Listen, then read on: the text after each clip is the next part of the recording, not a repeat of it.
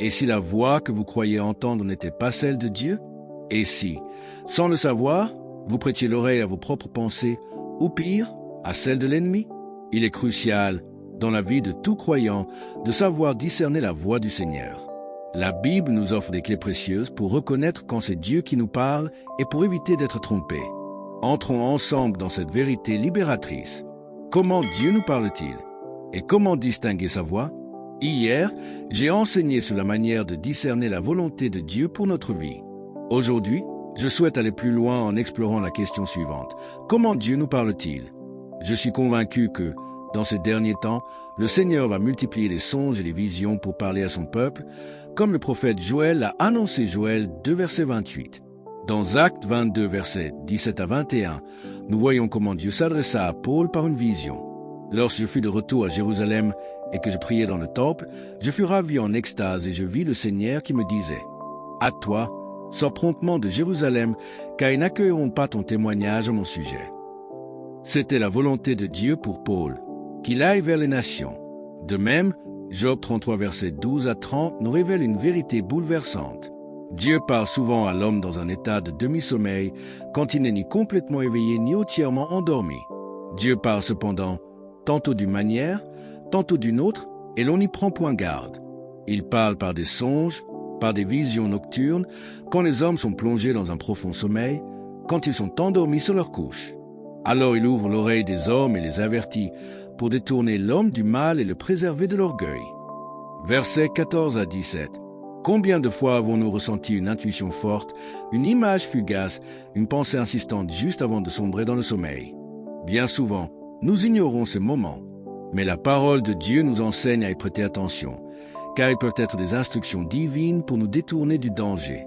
Si ces avertissements sont ignorés, Dieu peut parfois permettre l'épreuve ou la maladie pour nous ramener à lui, non par cruauté, mais par amour, afin de sauver notre âme du piège destructeur.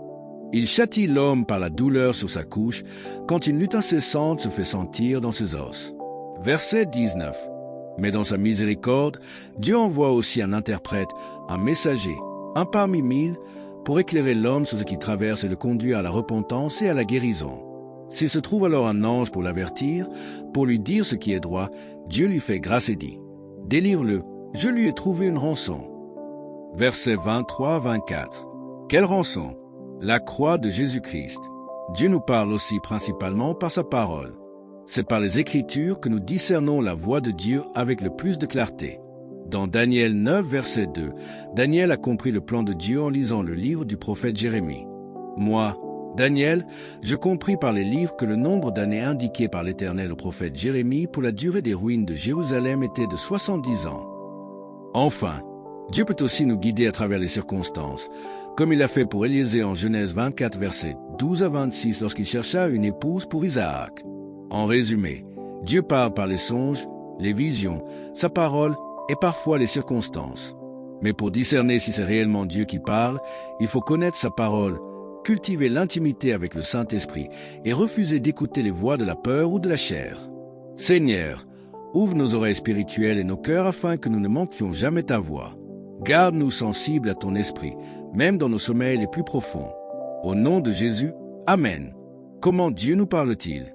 Et comment distinguer sa voix? Lorsqu'Élisée, le serviteur d'Abraham, recherchait une épouse pour Isaac, il pria ainsi. « Seigneur, si c'est bien elle, qu'elle fasse ceci et dise cela. » Genèse 24, versets 12 à 26. Et Dieu confirma sa prière par les circonstances. Cela nous montre que Dieu peut effectivement nous guider par des événements extérieurs. Mais reconnaissons que le moyen le plus fréquent par lequel Dieu parle aujourd'hui demeure sa parole. Oui, les dons de l'Esprit sont réels, mais dans le monde actuel, beaucoup prophétisent à tort. Le fruit est révélateur. Si vous quittez une prophétie sans même vous souvenir de ce qui a été dit, comment pouvez-vous être conduit par elle? C'est impossible. Les signes d'une parole authentique de Dieu. La paix de Dieu comme boussole intérieure.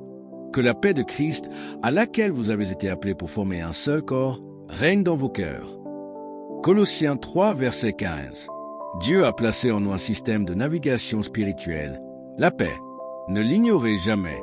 Si vous perdez la paix, ne poursuivez pas. Si la confusion s'installe, faites une pause.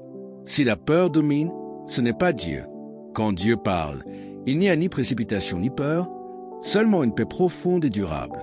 La confirmation par d'autres personnes et circonstances. Lorsque Dieu m'a demandé de fonder une église à Orlando en 1983, je résistais. Mais il a confirmé sa volonté à travers plusieurs personnes et des circonstances précises. Chaque confirmation apportait une paix toujours plus grande. L'absence de hâte. Vous ne sortirez pas à la hâte. Ésaïe 52, verset 12. Dieu n'agit jamais dans la précipitation. Sa voix se manifeste, précepte sur précepte, ligne sur ligne. Ésaïe 28, verset 10. La foi naît dans le cœur. Quand Dieu parle, une conviction inébranlable s'installe en vous. Même si vous hésitez, au fond, vous savez que c'est sa volonté. Quand ce n'est pas Dieu, quand c'est le diable, il sème la peur et l'insistance. Il pousse à agir vite, dans l'urgence. Il envoie des personnes apparemment sincères, mais qui s'opposent à la parole de Dieu. Ces personnes utilisent souvent la culpabilité pour vous manipuler. Leur objectif, satisfaire les désirs de la chair, non glorifier Dieu. À retenir, Jésus conduit, le diable pousse.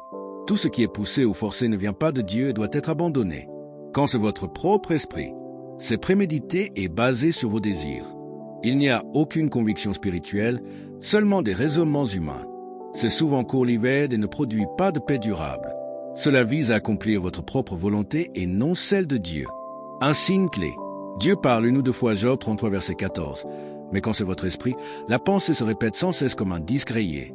Quand Dieu parle, sa voix est confirmée par d'autres croyants et produit une paix profonde. Quand c'est votre esprit, vous êtes seul à l'entendre. Dieu parle par sa parole, la paix intérieure, les songes et visions, les circonstances, les dons de l'esprit. Mais son langage est toujours marqué par la paix, la clarté et la persévérance de la bénédiction. Mes brebis entendent ma voix, je les connais et elles me suivent. Jean 10, verset 27. Avant d'agir, demandez toujours, est-ce que cela me rapproche de Christ? Est-ce en accord avec sa parole? Produis-je du fruit pour sa gloire? Quand Dieu parle, d'autres le confirment. Lorsqu'il s'agit véritablement de la voix du Seigneur, d'autres personnes pieuses peuvent en témoigner ou confirmer ce qu'il dit. En revanche, lorsque c'est simplement notre propre esprit, nous sommes souvent les seuls à l'entendre. Il n'y a ni confirmation extérieure, ni harmonie avec la parole de Dieu. Le prophète Ésaïe nous avertit, à la loi et au témoignage.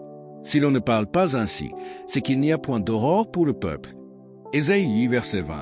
Autrement dit, si les paroles que nous recevons ne s'accordent pas à l'Écriture, elles ne viennent pas de Dieu. Elles proviennent soit de notre chair, soit des ténèbres. Témoignage personnel, la naissance d'Oak Orlando Christian Center. Lorsque le Seigneur m'a appelé à fonder l'église au C, j'ai hésité. Comme Gédéon, j'ai dit, « Seigneur, si c'est bien toi, voici les signes que je veux voir. » Un auditorium plein à craquer, le Seigneur l'a accompli. Un bâtiment pour l'église, Dieu m'a donné You for Christ Sauget Street.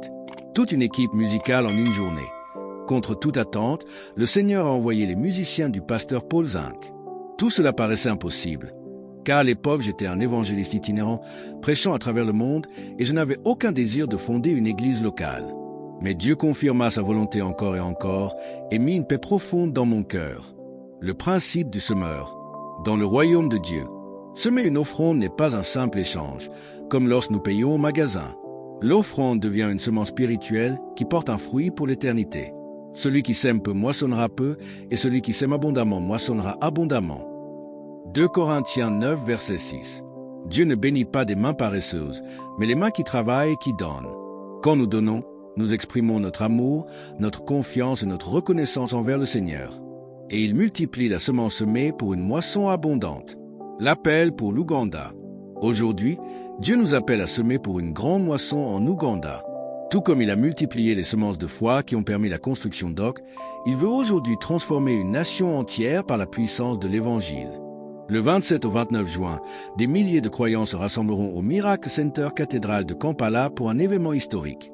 Cette croisade touchera des millions de personnes à travers l'Afrique et le monde grâce à des diffusions en direct sur YouTube, les réseaux sociaux et les chaînes satellites. Le Saint-Esprit seul peut transformer l'Afrique. Prière. Seigneur, ouvre nos oreilles spirituelles pour entendre ta voix et non celle de l'ennemi. Donne-nous le discernement pour marcher dans tes voies et la foi pour obéir à ton appel. Bénis chaque semeur et multiplie leur moisson au nom puissant de Jésus-Christ. Amen. Ne laissez pas vos émotions ou les murmures de l'ennemi vous guider. Si vous marchez hors de la volonté de Dieu, vous pouvez tout perdre. Mais lorsque vous marchez dans sa volonté, vous entrez dans une dimension où les miracles deviennent votre quotidien. Dieu ne cherche pas des mains vides ou des cœurs hésitants. Il cherche des hommes et des femmes prêts à lui dire « Me voici Seigneur, envoie-moi ». Osez aujourd'hui semer dans le royaume de Dieu. Osez croire qu'une seule semence peut changer une vie, une église, une nation. Parce qu'avec Jésus-Christ, tout est possible. Amen.